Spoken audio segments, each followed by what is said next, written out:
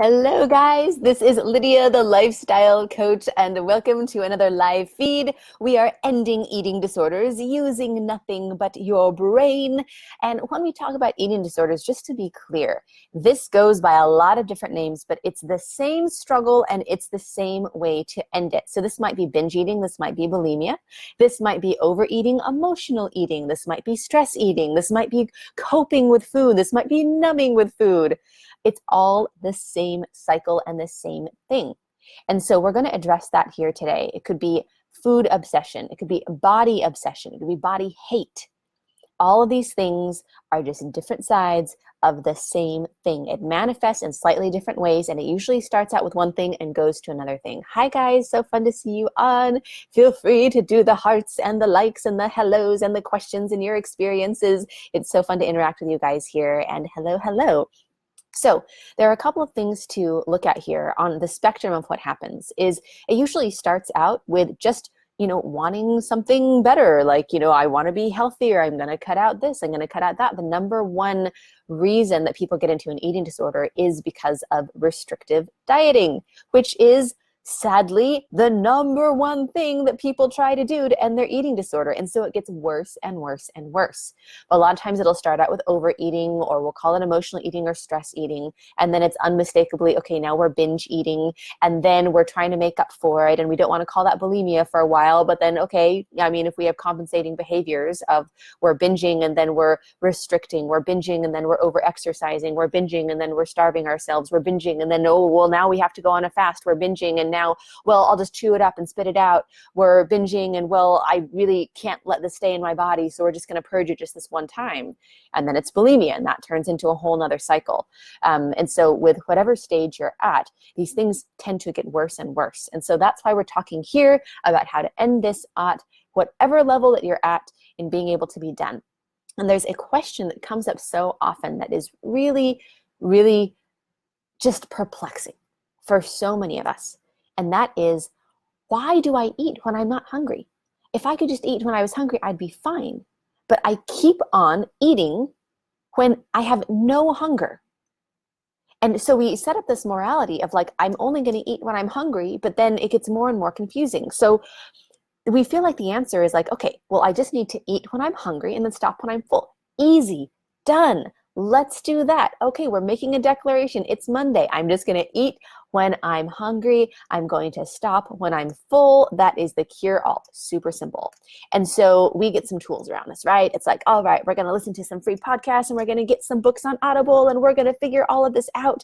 All right, now I've got my tools. I've got a system. I'm only going to get on my scale of 1 to 10. I'm only going to get to a 7 in fullness, and I'm never going to get too hungry. And when I eat, I'm going to say, okay, am I at a 4? Am I at a 5? Oh no, did I pass a 7? Okay, maybe I should stop. And I'm going to pay attention to my hunger signals all day long, so I can make sure to only eat when I'm hungry. And I'm going to pay attention to when I eat the whole time that I eat to make sure that I'm not getting too full, because I can only eat when I'm hungry and I have to stop when I'm full.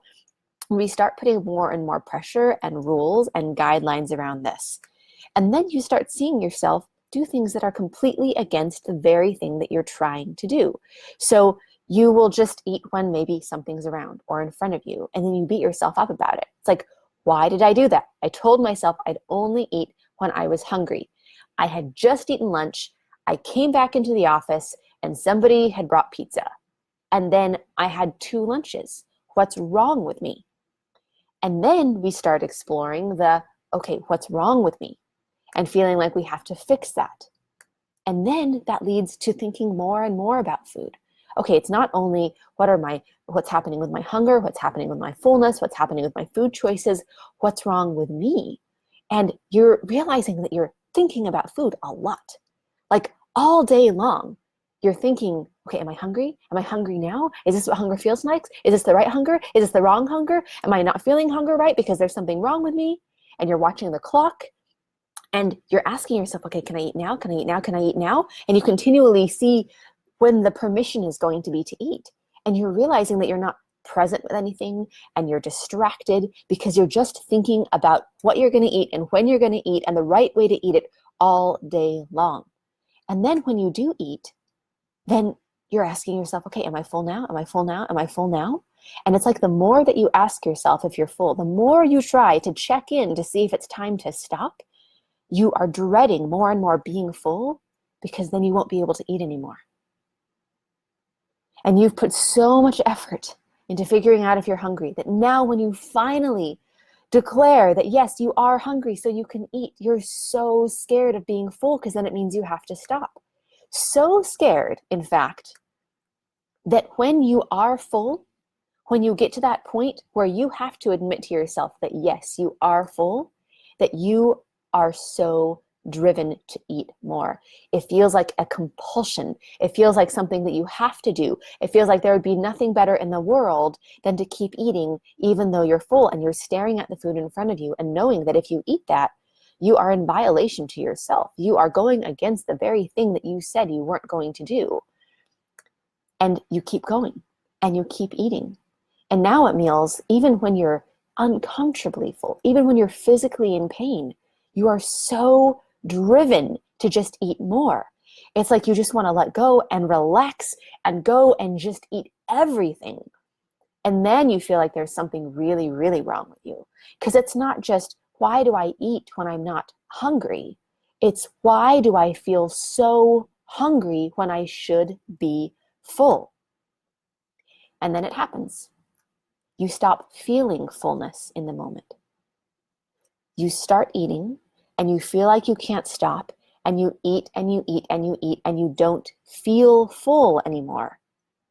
You feel terrible afterwards. You feel sick afterwards. You feel in pain afterwards. For 3 days afterward, you're bloated and you have to change the pants that you wear to have a stretchy waistband, and you're canceling plans because you feel so horrible, and you're making big declarations to yourself, and you're studying more than ever, and you're reading more books, and you're watching more videos than ever, because now you've really got to figure this out. But now you're hungry all the time. The question isn't, am I hungry yet? It's, why am I so hungry all the time? If I ate to match this hunger that I feel all the time, I would be gaining 10 pounds a week. And you feel this hunger all day long, and it just haunts you. And you're constantly now trying to fight the hunger because you're just so hungry. And you are always hungry.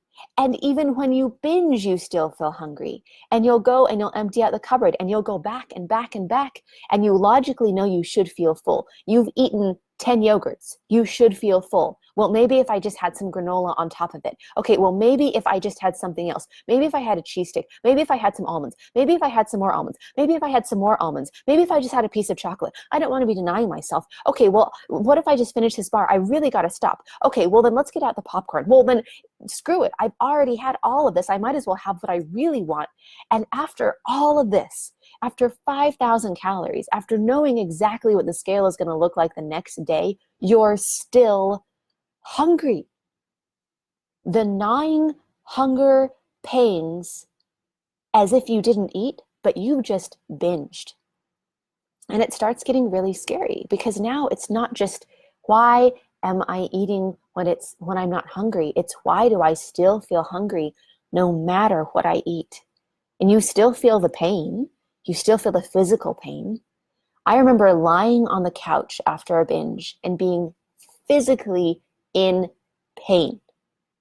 Like my ribs and my skin and the puffiness, and it all hurt, and I had a headache, and I felt like I was going to throw up, and it was horrible.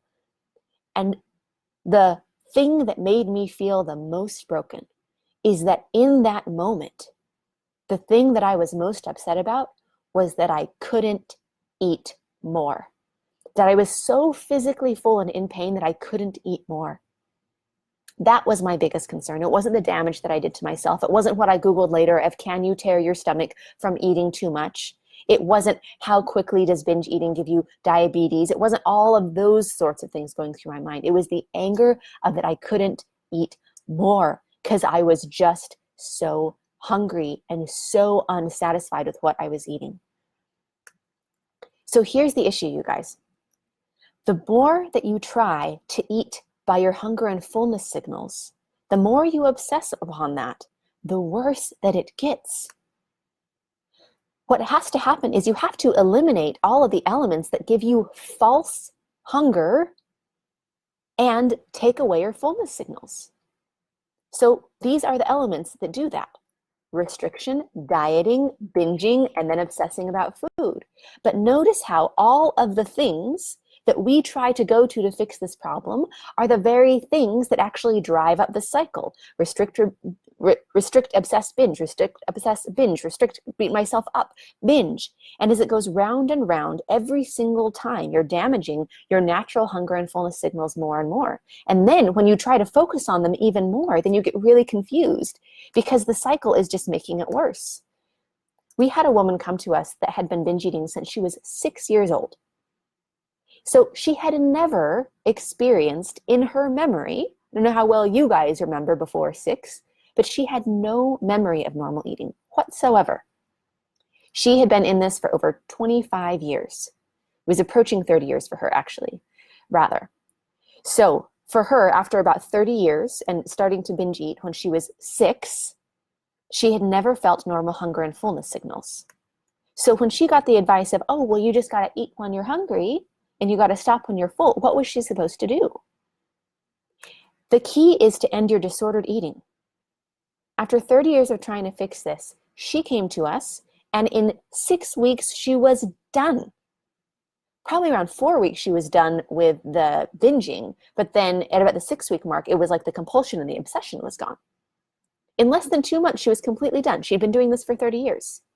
And the cool thing that happened was that even though she had no memory of having natural hunger and fullness signals, that she could get back in touch with what normal eating feels like because she got the disordered eating out of the way. That's the key. You have to remove the elements. You have to remove the disordered eating because eating naturally just shows up. You don't have to do anything. So what this woman was saying is like, she's like, wow, like, this is amazing. Like, I just knew what I wanted to eat and then I ate it. And then I felt full.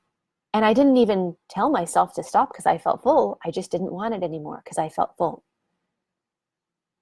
And now she's done and she's free and she can just go on, and eating is not a big deal. Think of all the people that you know that eating is not a big deal. And it's not like you're broken and they're fine. It's that they haven't done the things over and over that's made this worse and worse. And you've been in that pattern, and it gets worse every single time that you go around in that pattern. So this is what normal eating feels like.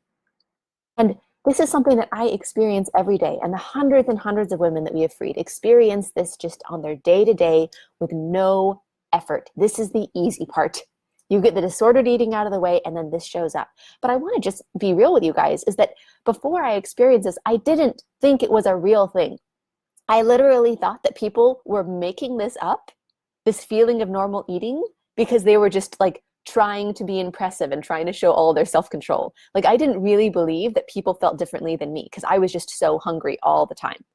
But this is actually what it feels like. And I can attest to that from the hundreds of people that we've saved and from my very own experience.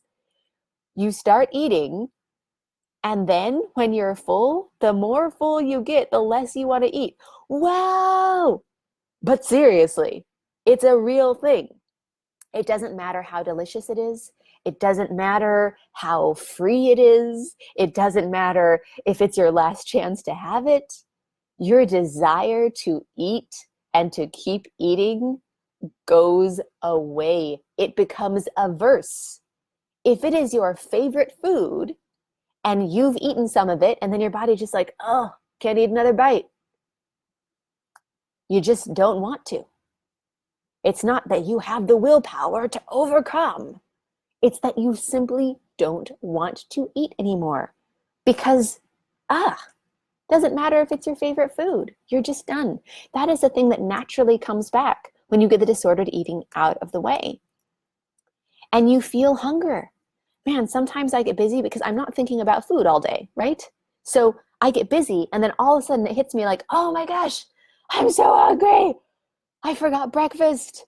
Oh, why do I keep doing that? I've got to not jump into my day like that. I've got to get some breakfast because now I'm so hungry. Oh, well, I'm right in the middle of something. I'll just go ahead and finish that up and then go eat something after this. Your hunger doesn't mean anything. It doesn't mean an emergency. It doesn't mean you have to get something right now. It doesn't mean that now you're going to binge. It's just, man, my body's telling me loud and clear. That's it. It's simple, it's easy, it's effortless, it's natural. It's like beating your heart and breathing your lungs. If you try to control those things, they're going to get a lot harder. But if you just let your body do what it does, it's going to be awesome. But you've got to get out of the cycle first. None of this matters. None of what normal eating is like matters or is anything you can get in touch with until you end the cycle of disordered eating. That has to happen first. There's no way around it. You cannot force yourself to feel your natural hunger and fullness signals and to follow that and magically get to that place unless you end the elements that are creating all of this false hunger and this insatiable appetite and turning off your fullness signals. You've got to be able to end the disordered eating, number one. And if you have been trying to do that, and if you have been trying so hard to fix this, and you just aren't seeing it fix itself, if you are admitting to yourself, you know what, I actually don't know what to do, or I would have done it already, or you're admitting to yourself, I do know what to do, but I'm not doing it, then know that you are like so many women and men who have come to us that just want to be done, that just want to have this fixed. And that's why we're the best in the world at what we do, because we fix this problem all the way permanently. And if you would like help to do that, the first step is you've got to have the foundation of freedom. You've got to know exactly what's happening with your unique food cycle so that we can show you how to be done with it all the way. But that has to do with you and having an honest conversation with somebody who knows what they're talking about and the experts on our team. So you can go to lifewithlydia.com/apply. Again, it's lifewithlydia.com/apply. And you can snag a free session with us. And we're going to take an hour, about hour and a half, and we're going to really help you to get the first step of freedom here to be done. So, yeah, love it, you guys. Oh, and love all of your comments. Thank you so much. Hi there. Okay, so this is great. So let's, if you guys have any other comments or questions, go ahead and pop them in now and I can answer them live, or we can pop over later. Okay, so Chrissy is saying, hello, but I do overeat if I get too hungry. Okay, that has been the pattern, right? The pattern has been, I overeat when I get too hungry. That doesn't have to be the way that it is. A lot of people get too hungry, and I'm going to put that in quotes, because what is too hungry? No matter how hungry you get, you actually don't have to overeat. And your body's not driven to do that when you get the disordered eating out of the way. It's this, your body really reacting to the hunger because of the disordered eating. Hunger becomes an emergency when you've taught your body that hunger is an emergency, and that's where the overeating comes from. So you've got to end the disordered eating first. And then I love what you guys are saying about, like holidays, treats around, that makes it hard. It makes it hard because it's been hard, because you're in a pattern of that being hard. Think of all of the people in the world that it doesn't matter how much candy is lying around and it doesn't matter what day of the year it is, they don't go crazy on it. That's because they're in touch with their hunger and fullness signals. Yes, on a holiday, I'll usually eat more holiday food. On Easter, I ate Easter candy. And I'm like, oh man, too much candy. I guess I'll just be done. But it wasn't binge candy. It was just like, there isn't like this endless, like, okay, we're just going to binge on this because it's around. Like, I kept on forgetting there was candy. We had some like candy from Christmas. I just forgot about it. Like, it's summer now, you guys. And I went into the closet and I was like, oh, this Christmas candy, that's right. And I didn't have a compulsion to eat it. And we just like slowly sort of ate it and had treats for like months on end. So it doesn't have to be a big deal. It just feels like an emergency because you've taught your body and your brain that it is and to react that way. Yeah. Awesome. And a comment here about, eat when you're hungry and also mental hunger. So under normal eating, that works great. Eat when you're hungry, or don't eat when you're hungry and eat later. It's not an emergency. But the more you try to say, okay, I'm just going to eat when I'm hungry. If you guys didn't see the beginning of this video, like buzz back and watch it, because we talk about the very element of why when you focus so hard on just trying to eat when you're hungry, why it actually makes the cycle worse. And yes, that mental hunger is also a real thing. But again, physical and mental hunger gets driven up because of what we are teaching our bodies to do.